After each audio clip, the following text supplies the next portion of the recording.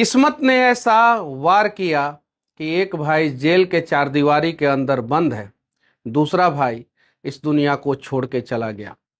रोशन आनंद sir के ऊपर दुखों का पहाड़ टूट पड़ा।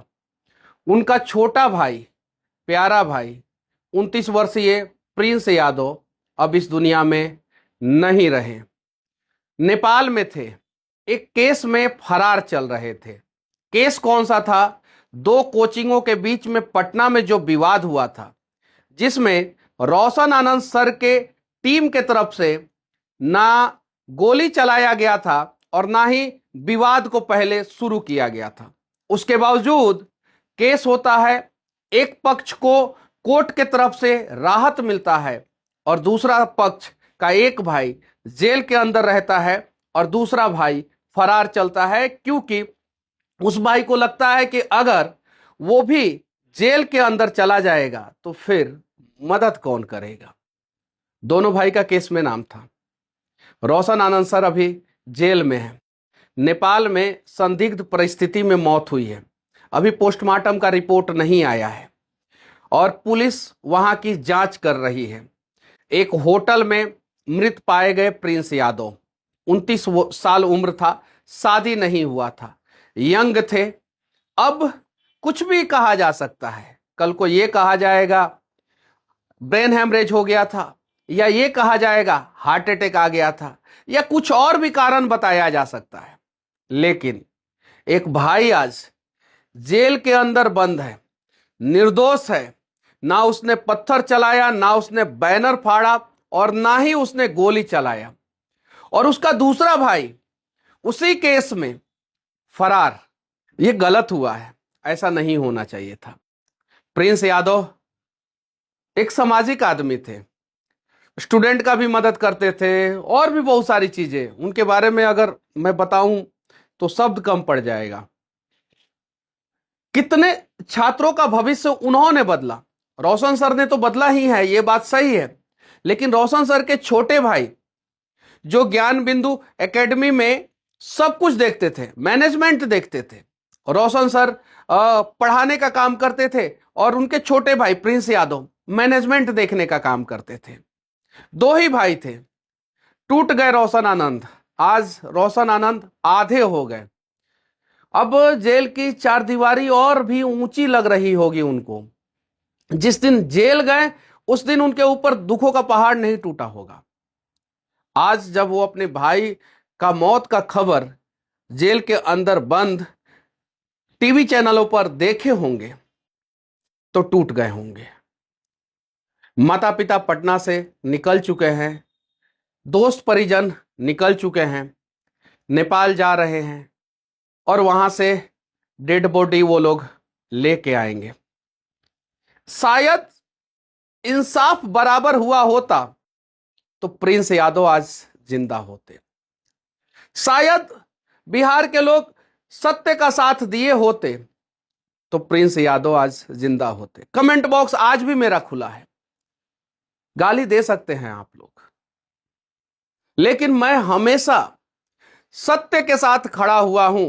मैं हमेशा कमजोरों के साथ खड़ा हुआ हूं और इस लड़ाई में भी मैंने एक निर्दोष का साथ दिया, एक कमजोर व्यक्ति का साथ दिया, एक कमजोर शिक्षक का साथ दिया।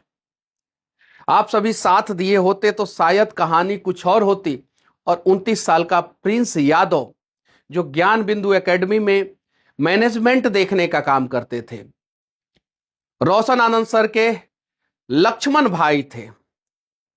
रोशन आनंद सर सिर्फ दो ही भाई, एक भाई अब इस दुनिया में नहीं रहा और एक भाई इस दुनिया के सबसे कठिन जगह यानी जेल में बंद है। सोचिए आप लोगों के ऊपर छोड़ के जाता हूं मैं। बस ओम शांति के अलावा कुछ नहीं कह सकते आप लोग। हालांकि इस बात पे भी बहुत सारे लोग आके कुतर्क करेंगे कि ब्रेन हेमरेज हुआ होगा, हार्ट अटैक हो गया होगा, कुछ और कारण हो गया होगा, आपसे विवाद हो गई होगी या कोई गोली चला दिया होगा। अभी कुछ क्लियर नहीं हुआ है, कुछ भी क्लियर नहीं हुआ है। उसके बावजूद कुछ लोग अभी से ही प्रोपोगेंडा फैलाने के लिए तैयार होंगे। लेकिन यकीन मानिए, प्रिंस यादव अब इस दुनिया में नहीं रहे और उन्हें भी इंसाफ नहीं मिलेगा। जिस प्रकार से रोशन आनंद सर निर्दोष होने के बावजूद जेल में बंद है और इंसाफ बराबर नहीं हुआ, एक तरफ पलड़ा झुका हुआ था, बराबर होता तो शायद कहानी कुछ और होती और रोशन आनंद सर के इकलौते भाई प्रिंस यादव आज जिंदा होते और प्रिंस यादव आज हम लोगों के साथ होते। रोशन आनंद सर अपने क्लासरूम में अपने बच्चे को पढ़ा रहे होते। बिहार के लोग, क्या किया आप लोगों ने बताइए? कुछ शब्द है आप लोगों के पास? 29 साल का वो लड़का, शादी भी नहीं हुआ था, निर्दोष था। अब उसे दोषी साबित कीजिए या निर्दोष साबित कीजिए, कोई फर्क नहीं पड़ता, क्योंकि वो तो अब हमारे बीच में रहा ही नहीं। क्या गलती किया था उसने बताइए ना? गोली चलाया था, बैनर पोस्टर फाड़ा था, क्या किया था? और वो तो गलत था ही नहीं, निर्दोष था वो। अब हमारे बीच में नहीं रहा। चलिए ठीक है, बिहार है भैया, यहां पे हम बिहारी को शक के निगाह से देखते हैं। न्याय प्रणाली से भी मैं कहना चाहता हूं, इंसाफ बराबर हुआ रहता तो शायद प्रिंस यादव आज जिंदा होते। और बिहारियों से भी मैं कहना चाहता हूं, सही के साथ अगर आप लोग खड़े होते तो शायद प्रिंस यादव आज जिंदा होते। बाकी आज भी मैं कमेंट बॉक्स खुला ही रखा हूं, मेरा कमेंट बॉक्स कभी बंद नहीं होता। जो कहना है कहिए, लेकिन प्रिंस यादव की मौत क्यों हुई है, एक बार एकांत में जरूर सोचिएगा। जय हिंद।